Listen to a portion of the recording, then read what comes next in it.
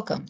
My name is Amy Hepler, and I am a Quality Improvement Specialist with the Pennsylvania Department of Health's Healthcare-Associated Infection Prevention and Antimicrobial Stewardship Program, which is housed in the Bureau of Epidemiology.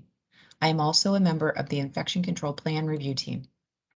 It is my pleasure to be presenting to you all today a guide for submitting an infection control plan to the Department of Health as required by the Pennsylvania Medical Care Availability and Reduction of Error Act, also known as the MCARE Act. There are three primary objectives for today's presentation, and they include the introduction of three resources that our Infection Control Plan Review Team created to aid healthcare facilities in the development and/or enhancement of their infection control plans, risk assessments, and policies. The resources are in accordance with MCARE and other applicable law requirements that impact infection prevention plans and/or programs. The resources include an infection control plan checklist, outline, and toolkit. And as you can see in this slide's graphic, if used in conjunction with one another, they produce a successful infection control plan submission. We will review the process steps that occur between the initial infection control plan submission and the final approval of a facility's infection control plan.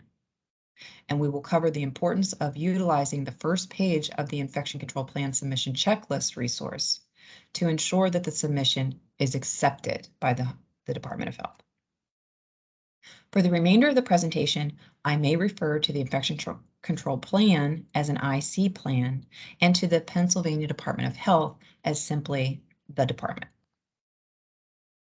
So you might ask why. Why is my facility required to submit an IC plan to the department for approval?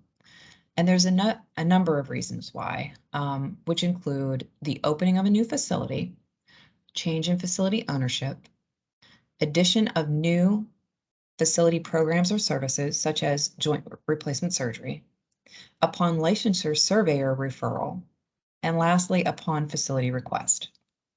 So once our team becomes aware of any of these circumstances, an email is sent to the impacted facility's administrator requesting the name and contact information for the facility's designated infection preventionist. The facility's infection preventionist will act as the primary point of contact for the IC plan review team during the IC plan submission and approval processes.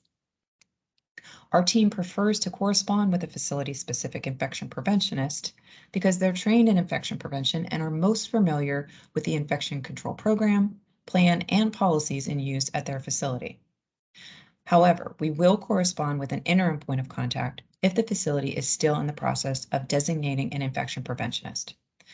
Interim point of contacts could include a director of nursing, risk manager, or other facility representative.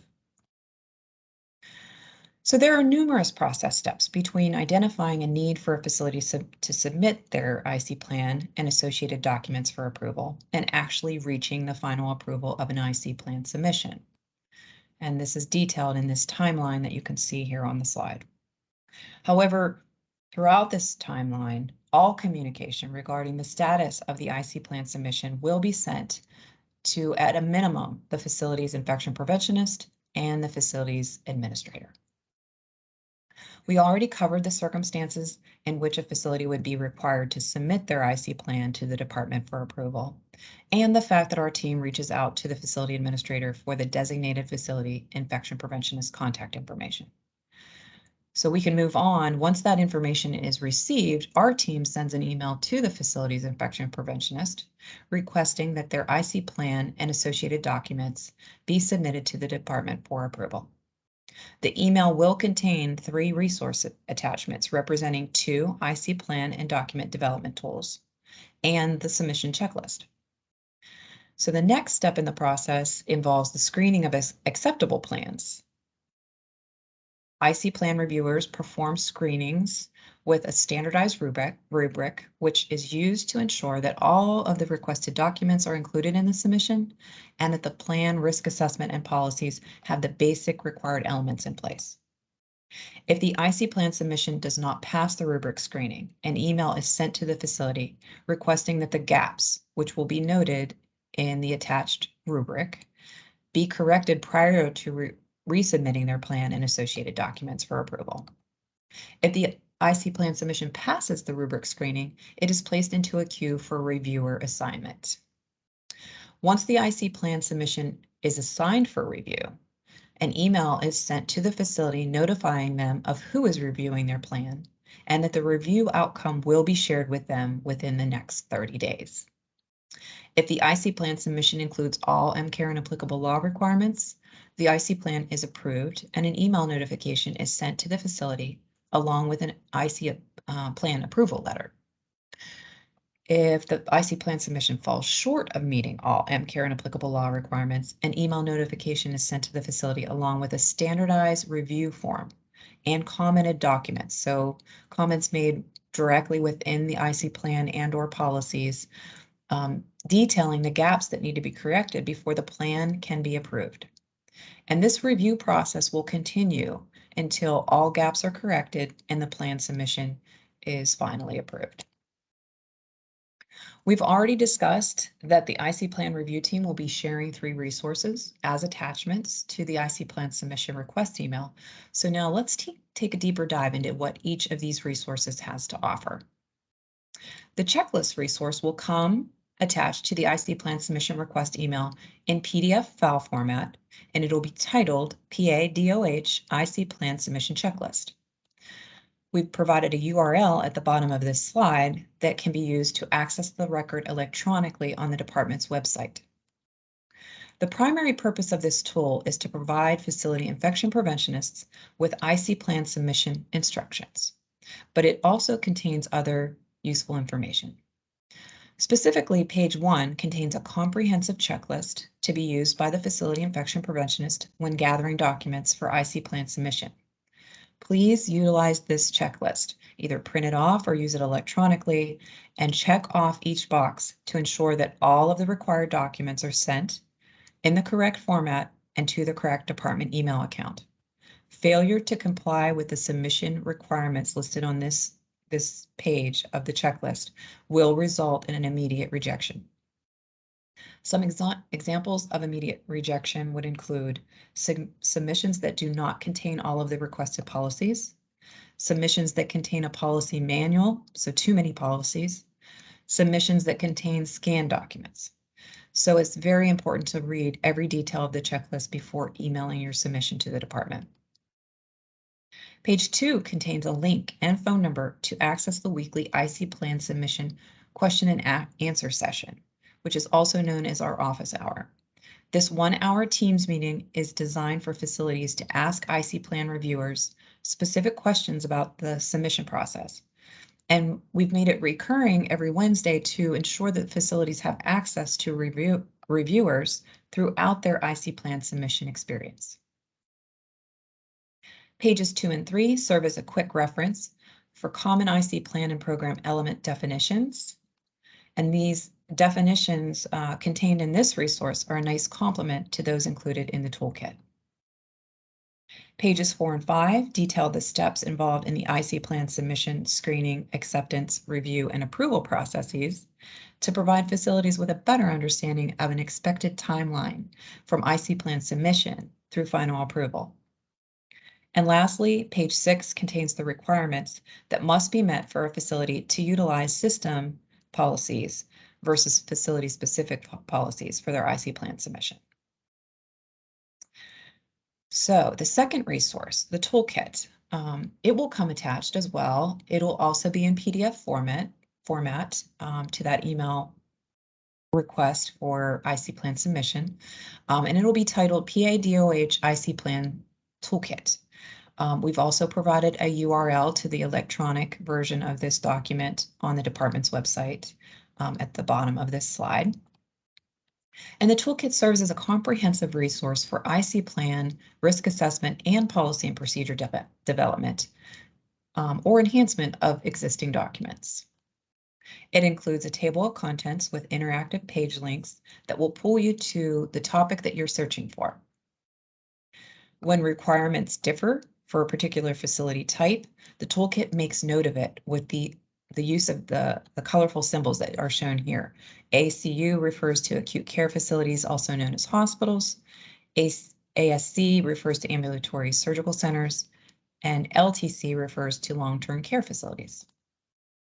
The toolkit contains numerous IC plan and program definitions and details how to set up a successful infection control program by, number one, performing an annual risk assessment, scoring and prioritizing the risks from that risk assessment in order to modify IC practice strategies and the IC plan, showing how you're going to mitigate the risks to reach annual goals. It includes in-depth and interpretive details of MCARE and applicable law requirements, and you'll find links, numerous links, to nationally recognized standards, evidence-based practice resources, the MCARE law, Pennsylvania and federal code regulations, and infection control training course options within this document. And on the final page of the toolkit, we've provided links to sample risk assessments and policies. So whether you are just starting to develop your IC plan or you have questions about a specific IC plan, risk assessment, or policy topic, this is an excellent resource to tap into. And next we have the outlines. So I'm going to go back one. The outline resources, of course, they'll also be attached to the email request for IC plan submission, but there's a separate outline for different types of facilities. I've provided a general URL at the bottom of this slide that will take you to the resource page of the Department of Health's the website, where the outlines will be contained in the resource section. So one URL for all three outlines. But our team created these separate outlines. The one that you're seeing right now is for acute care facilities. And we have one for specific to ambulatory surgical centers displayed here. And then finally, one for long-term care facilities. But this is a great place to start when developing your IC plan. The outline can be used as a guide in composing your facility-specific IC plan, or to check if your existing IC plan contains all of the required content. As each of these outlines, they do contain the MCARE and applicable law topics that are required for plan approval and provide an excellent layout with section headers, bullets, and sub-bullets. However, the content needs to be modified so that it reflects services offered, IC practices, risk mitigation strategies, and processes used to detect, prevent, and control HAIs and disease transmission at your particular facility. The outline was developed as a resource to help define the expected IC plan structure, organization, and topic inclusion to meet approval requirements. But I must point out that it has quite a bit of directional content for the IC plan developer, which would either need to be omitted or in many cases reworded to reflect what is expected of facility staff in order to comply with the facility-specific IC program.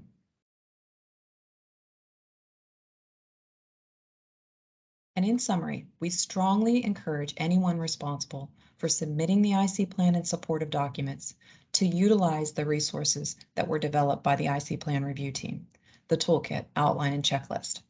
And as we've detailed in the presentation today, these tools contain valuable information that should be used to either develop or enhance the IC plan, risk assessment, and/or policy and procedures to ensure that the documents meet the initial IC plan submission checklist criteria, along with complying with MCARE and applicable law requirements. IC plan submissions that do not meet the checklist criteria will immediately be rejected. The facility will be referred back to the IC plan submission checklist and asked to resubmit according to the listed criteria. Only IC plan submissions that meet the checklist criteria will be screened with a standardized rubric for acceptance. Rubric screening ensures that the main MCARE applicable law topics are discussed in the plan. However, it is not a full review of the document body content, and therefore further edits may be needed for approval during the review phase. Remember that several IC plan process steps occur between submission and approval of a facility's IC plan and associated documents, so the process can take weeks from start to finish. So thank you for attending today's overview of the IC plan submission process and newly developed resources. For further information about the IC plan submission process or IC document development, please refer to the resources that were reviewed during today's presentation. For specific questions about the IC plan submission process, please join our IC plan submission question and answer office hour utilizing the phone number or Teams link provided in the checklist, which can be found in the yellow section at the top of page 2. Additional information regarding the MCARE Act and other applicable laws and how they influence IC plan and program development, please visit Train PA and use course number 1101196, which is titled PA HAI Infection Control Plan for Success, Approve, Implement, Sustain. The URL provided at the bottom of this slide will take you to that Train PA site where you can view this training module. This department web-based training site requires an account to log in. However, it is free to sign up. And there are numerous training opportunities offered within the site, so it is well worth gaining access. Thank you again and have a nice day.